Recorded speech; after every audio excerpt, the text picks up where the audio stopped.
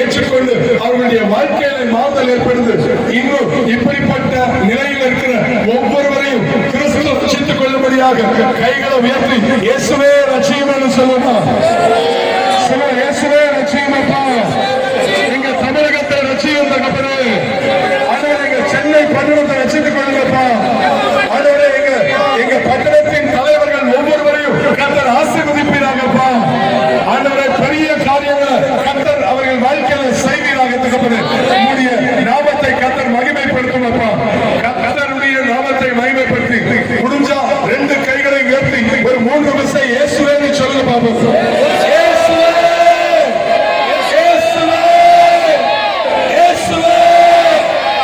இந்த வார்த்தை நிச்சயமா இங்கே நீங்க சொல்லும் போது உங்க வீட்டுல கத்த செய்யலாம்.